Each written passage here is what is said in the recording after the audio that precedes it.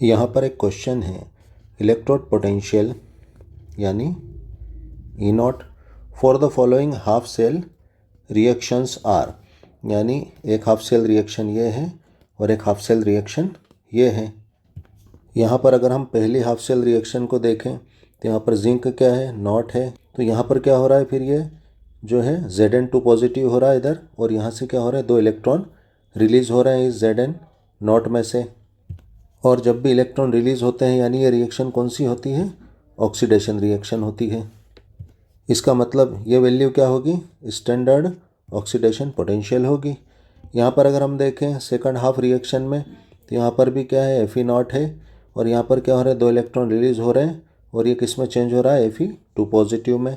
यानी यहाँ पर भी क्या हो रहा है, ऑक्सीडेशन हो रहा है, यानी ये भी क्या है, स्टैंडर्ड ऑक्सीडेशन पोटेंशियल है।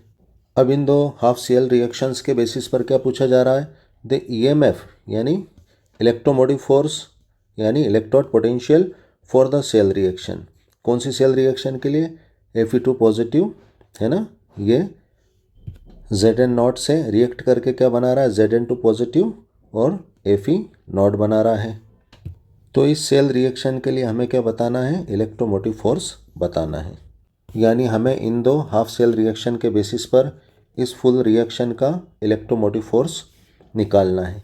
तो यहाँ पर आंसर होगा डी, है ना, प्लस 0.32 वोल्ट। ये किस तरह से होगा, आइए हम देखते हैं। हमारा इलेक्ट्रोमोटिव फोर्स निकालने का फॉर्मूला क्या होता है, ई राइट माइनस ई लेफ्ट, यानी इलेक्ट्रोड पोटेंशियल राइट वाले इलेक्ट्रोड का और इलेक्ट्रोड पोटेंशियल लेफ्ट वाले इलेक्ट्रोड का। तो राइट में कौन सा इलेक्ट्रोड होता है, राइट में होता है कैथोड इलेक्ट्रोड होता है ना, माइनस लेफ्ट में कौन सा इलेक्ट्रोड होता है, लेफ्ट में जो है एनोड इलेक्ट्रोड होता है।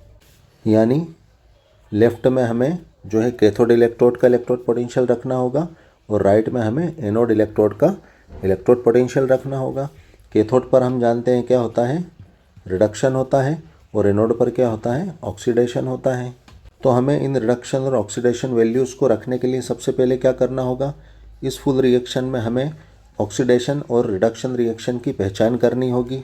यहाँ पर अगर हम इस फुल रिएक्शन को देखें तो यहाँ पर क्या हो रहा है, Zn0 से ऑक्सीडेशन स्टेट यहाँ पर क्या है, राइट साइड में Zn2 पॉजिटिव हो रही है, यानी यहाँ पर ऑक्सीडेशन स्टेट बढ़ रही है। ऑक्सीडेशन स्टेट बढ़ रही है यानी यहाँ पर इलेक्ट्रॉन्स रिलीज़ किए जा रहे हैं, यानी यहाँ पर क्या हो रहा है, ऑक्सीडेशन हो रहा है।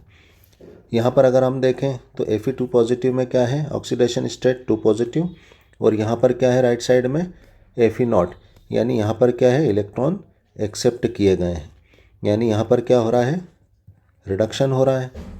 और हम जानते हैं रिडक्शन किस पर होता है, कैथोड पर होता है, यानी हमें रिडक्शन वाली वैल्यू कहाँ रखना पड़ेगी, लेफ्ट साइड में रखना पड़ेगी, और ऑक्सीडेशन कहाँ होता है, एनोड पर होता है। तो हमें जो है ऑक्सीडेशन पोटेंशियल की वैल्यू कहाँ रखना पड़ेगी, राइट साइड में रखना होगी। हमारा ये जो सेल का इलेक्ट्रोड पोटेंशियल यानी ईएमएफ निकालने का जो फार्मूला है, इसमें वैल्यूज़ जो है किस में रखाती है, स्टैंडर्ड रिडक्शन पोटेंशियल में रखाती है। लेकिन यहाँ पर हमारी जो गिवन वैल्यूज़ है, दी गई वैल्यूज़ है, वो क्या है, स्टैंडर्ड ऑक्सीडेशन पोटेंशियल में है। यानी सबसे पहले हमें इन्हें क्या करना पड़ेगा, स्टैंडर्ड रिडक्शन पोटेंशियल में चेंज करना पड़ेगा। और हम जानते हैं कि जो स्टैंडर्ड ऑक्सीडेशन पोटेंशियल होता है वो क्या होता है, स्टैंडर्ड रिडक्शन पोटेंशियल का अपोजिट होता है। यानी हमें इन्हें एसआरपी में चेंज करने के लिए क्या करना होगा, हमें इनके जो है साइन चेंज करना होंगे, इन्हें पॉजिटिव से नेगेटिव में करना होंगे। हमने इनके साइन चेंज कर दिए हैं। जैसा कि हमने नीचे फुल सेल रिएक्शन में देखा कि जिंक पर क्या हो रहा है, ऑक्सीडेशन हो रहा है, और ऑक्सीडेशन किस पर होता है, एनोड पर होता है, यानी ये वैल्यू हम कहाँ रखेंगे, एनोड पर रखेंगे।